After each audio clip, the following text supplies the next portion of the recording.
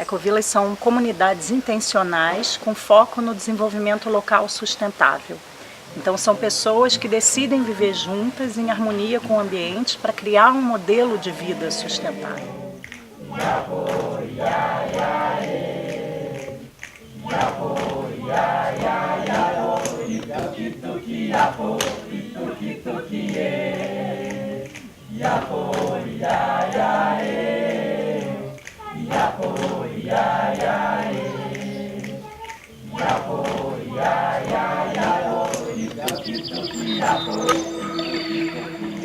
Eu ouvi falar do movimento de ecovilas em 2002, isso mudou profundamente a minha vida. Assim. Eu falei, nossa, é possível fazer as coisas. Antes eu tinha umas ideias, mas eu achava que não dava, né? Eu fiz colegial técnico em processamento de dados e super curti. Minha vida era heavy metal, videogame e colégio. Apesar de eu ser de São Paulo, assim, ter crescido bem urbanoide, eu sempre fui para sítio, assim. Você pega um condomínio fechado, de alto padrão aí, eles têm as regras muito mais com visão mercantilista do que com a própria ecovila. Eu nasci na cidade, em Buenos Aires, também não gostava muito da sociedade de consumo, daquela coisa de glamour, maquiagem.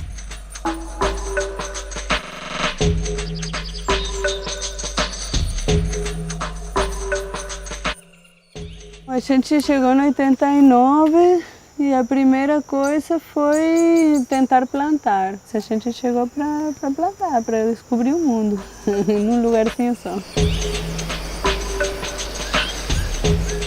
Todo mundo sempre quis sair da cidade. E todo mundo que mora e gosta das cidades, ele pega um final de semana para sair das cidades. É natural o ser humano voltar para a natureza. Então, para mim, foi uma necessidade. Eu existo aqui. Na cidade, eu sou uma molécula perdida.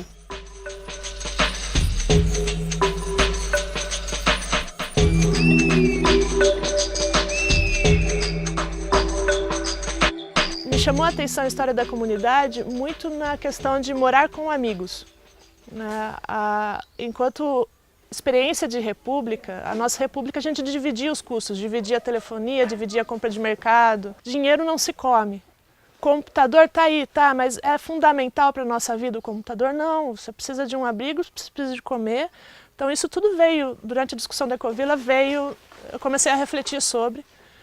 Então eu vou, um grupo de amigos morando num lugar, em um local que eu possa plantar, no limite, né? Eu posso plantar, ter o meu alimento e ter independência.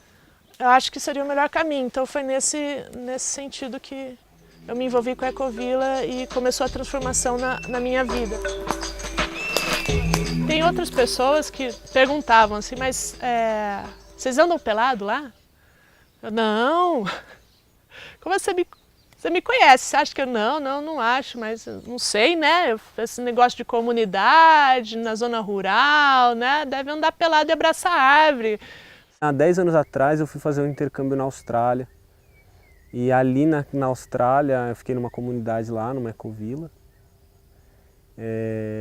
e ali foi assim o grande começo dessa mudança. Aí eu fui procurar quem que fazia permacultura, quem que fazia agroecologia aqui em São Carlos. E pela internet eu cheguei aqui no Tibá e aí os laços foram se estreitando até o momento em que eu fiz a proposta para vir morar aqui, né? E aí nesse momento que eu vim morar eu comecei a pôr em prática tudo aquilo que eu vinha estudando.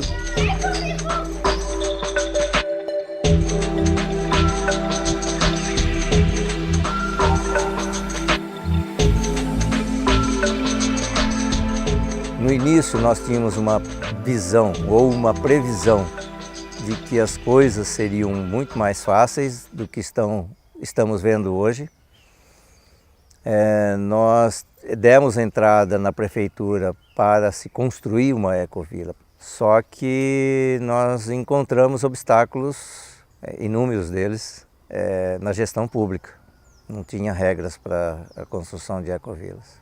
Aí foram fazendo aos poucos e dando retorno muito mais demorado do que aquilo que a gente esperava. Nós esperávamos ter essa parte aprovada em 2 anos no máximo. Nós estamos com 4 anos e ainda não está aprovado. Não existe uma comunidade perfeita, uma ideal. Cada uma, a partir do foco do grupo e dos talentos e da demanda do espaço, acabou se aperfeiçoando em uma área. E os grupos também se unem por propósitos diferentes. Então a gente diz que é a cola do movimento de ecovilas. 90% das pessoas que tentam criar ecovilas ou comunidades intencionais fracassam. Só 10% conseguem ir adiante. A gente não é criado para viver desse jeito, né? A gente é criado para viver, no máximo, numa célula nuclear, né? Da família, um ciclo vicinal. A gente não tem essa... de você compartilhar as coisas, de você pensar coletivamente a sua vida, tomar decisões em conjunto. A gente tem patologias sociais e o que a gente está tentando é uma alternativa a isso, né? É uma alternativa a esse modelo vigente social. A gente quer fazer diferente e nesse processo vai ter suas dificuldades. Uma frase de Krishnamurti, né, que fala que não é sinal de saúde ser ajustado a uma sociedade profundamente doente.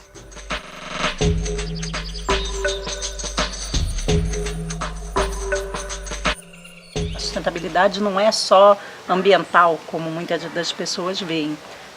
Hoje em dia o nosso maior gargalo é a sustentabilidade social.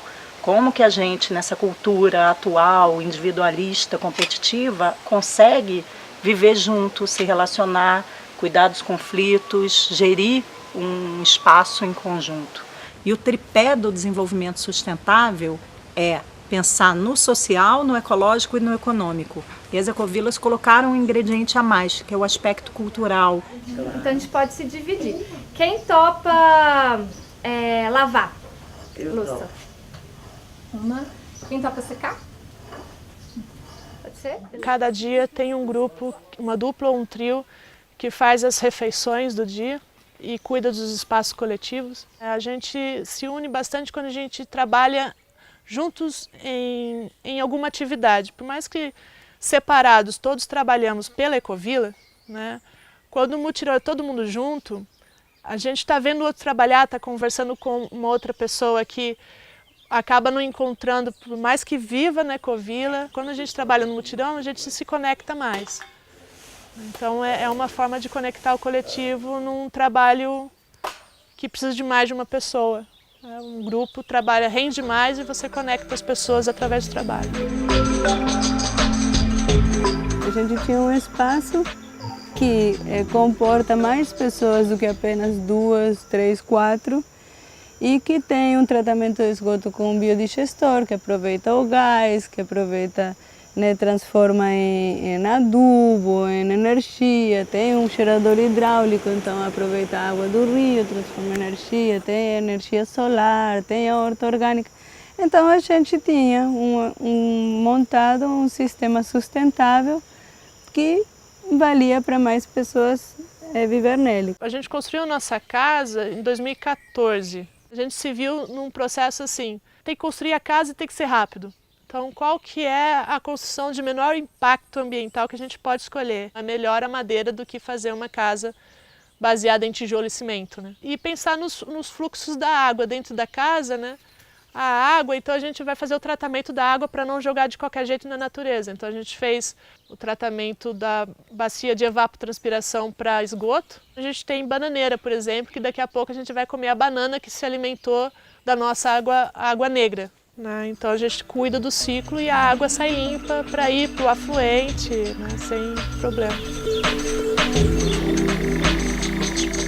É um banheiro aberto, né? Então as pessoas relatam aqui que foram os melhores cocô que ela já fez na vida, assim, de estar num lugar mais harmonioso, estar num lugar olhando um passarinho na árvore, sentindo uma brisa, é prazeroso. Cada vez que vim aqui fazer cocô, jogar uma parcela de serragem. A serragem vai puxar a umidade das fezes e isso vai acontecer de uma forma equilibrada, né? Assim como faz na composteira, também faz no sistema do banheiro seco, né? E aí depois, esse 1 ano, mais ou menos, o composto está pronto para a gente usar nas nossas frutíferas. A gente vai levando para o pé das frutas essa matéria. E aí a gente não gasta esse tanto de água, né? Fazer cocô na água limpa não faz o menor sentido.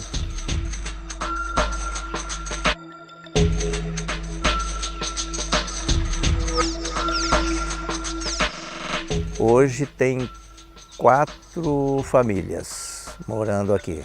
Assim que for aprovado, a gente já vai começar a construção, principalmente do anel da parte viária, né? Também da rede de esgoto, de iluminação. A nossa iluminação vai ser subterrânea. E a gente tem regras aqui de construção para usar o máximo possível de construção ecológica. Construir de tal forma que você aproveite muito água de chuva, iluminação natural, que nós temos um sol fantástico aqui no Brasil, né?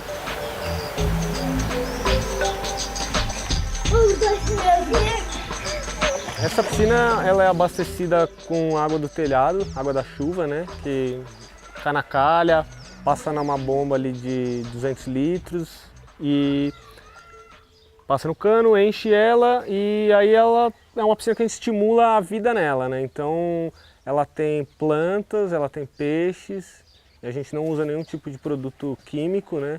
Principalmente cloro, assim, ele levaria toda essa vida embora. E aí a criançada nada, todo mundo brinca aí na piscina, né? É um projeto de grupo, o centro é a vida em comunidade, criar o nosso propósito comum de grupo, o que a gente quer como grupo, onde que vai ser o nosso espaço, como que a gente toma decisão junto, qual é a tarefa da liderança do nosso grupo, como que a gente resolve os conflitos, porque conflito é humano, a gente quer viver na diversidade e se tem diversidade tem conflito, só que hoje a gente não sabe lidar com os conflitos, o mundo está em guerra.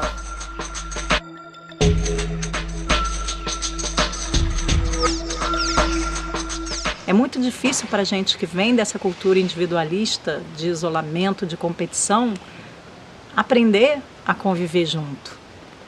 Isso leva tempo e precisa de prática, né? Então, acho que cada um tem a sua resiliência pessoal, né? Alguns são mais abertos, mais flexíveis, os outros não, mas muitas comunidades terminam por questões de conflitos. Porque eu quero isso, você quer aquilo, a gente não chega a um acordo e os grupos acabam rachando. Cada um é individualista, a gente é um mundo individualista. Então isso aqui é estranho para a maioria das pessoas, acho que para mim também era. Então nesse processo aparecem dificuldades, né? A gente, de forma alguma, a gente entende morar em ecovila como ausência de conflitos, falta de dificuldade, mas se não o aprofundamento dessas questões, né? Então a gente vai ter os nossos conflitos, mas como que a gente vai lidar com eles? Você falou que queria tocar, agora ele foi andar um pouco. Como é que vai ser a história? Bacana mesmo é a gente tentar conversar e achar assim, uma solução para aquilo, né? A gente não gosta de usar o não. A gente gosta de discussões que podem às vezes consumir 1, 2, 3 reuniões, mas que vai ser extenuante, mas que vai trazer muita reflexão para a gente. Então a diferença é linda. Falar as coisas cria conflito e não falar as coisas também cria conflito. Sempre tem os conflitozinhos além entre um e outro, muita gente, e isso realmente leva a que você de novo fala, vamos parar? Para todo mundo, vamos nos ordenar de novo. Senão vira um excesso, é muito difícil, porque todos temos nossa vida privada que temos que ter, mas você realmente vive muito mais uma vida compartilhada. Então esse espaço da tua vida privada, que normalmente para quem vem da cidade é um espaço amplo, você reduz. E isso já cria um conflito com você. E se um não deixar o espaço bonito para o outro, então automaticamente o outro, em represália, já não deixa bonito. E aí a gente entra justamente na contramão. Existem vários orientadores, né, nesse sentido de resolver conflitos, de atender os anseios da maioria, essas coisas todas. Nós estamos num processo agora de aprendizado até dessa parte, né? Porque muitos não vivem em comunidade, não vivem, estão morando em residências próprias, assim como eu estou. E isso vai ser um aprendizado, vai ser uma construção de entendimento, de aceitação, que a gente ainda não tem definido qual que é o melhor caminho. Na hora da convivência na comunidade, o outro é seu espelho. Se você está mal, agressivo, acaba que o outro é agressivo também. Então você começa a passar a refletir muito sobre você.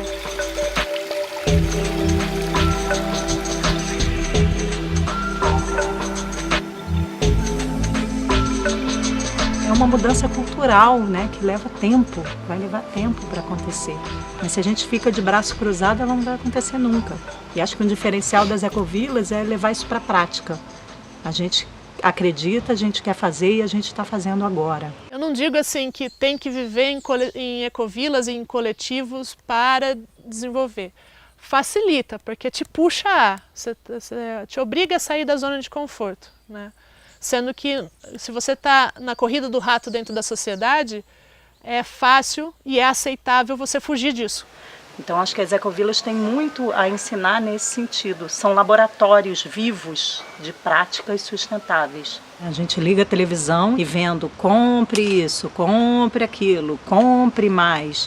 Ninguém para pensar que quantidade de recurso você precisa para fazer todos esses produtos, né? E é isso, a gente vive sem consciência achando que está tudo aí, que o mundo é ilimitado e que a gente pode fazer com ele o que quiser. Não tem essa... Eu acho que a conscientização hoje em dia ela vem muito em função da crise. E aí dá para a gente pensar na crise enquanto oportunidade de mudança.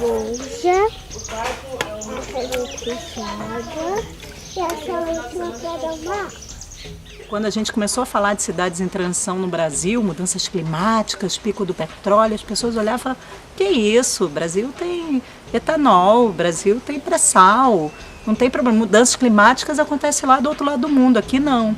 Aí depois falta água em São Paulo, todo mundo põe a mão na cabeça e fala, opa, cadê vocês, que a gente está precisando fazer uma cisterna, né? O abrir mão é consciente. Eu estou abrindo mão porque eu sei hoje que eu ter a minha frutífera do lado de casa é mais importante do que eu fazer eu postar no meu blog, por exemplo. Para mim é enriquecedor porque eu acho que o planeta e as pessoas estão precisando de alternativas. Então eu estou aqui seguindo o meu coração, né, e querendo que outras pessoas conheçam isso. Esses problemas, eles às vezes acabam levando as pessoas a uma mudança de comportamento, né? De postura, e que depois ele percebe que não é tão difícil viver com menos água do que ele vivia antes. Não é tão difícil tomar um banho em 2 minutos, coisa que ele fazia em 10. É quase a mesma coisa, só uma questão de aprendizado. Se tem tudo isto construído, é para habitar. Se tem uma horta desse tamanho, é para comer. Se tem esses ciclos que acontecem, é para compartilhar. Porque eu aprendi com alguém, eu vi de alguém como se mora na natureza. Então alguém vai ver de mim como se mora. E assim a sociedade cresce, muda. A gente é criativo, mas a gente não inventa nada, a gente reinventa.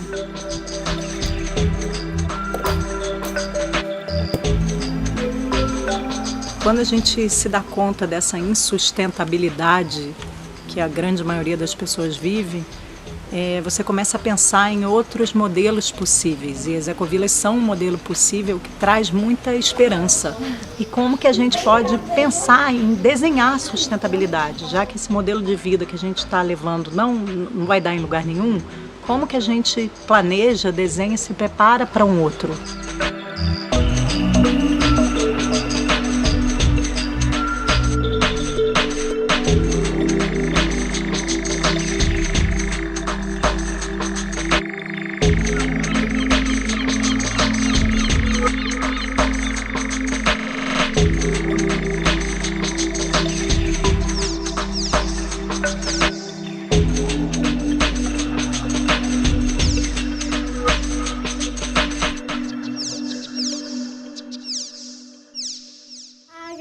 Agradecemos os alimentos, o sol e a terra, e a força divina que em tudo está. Bom apetite!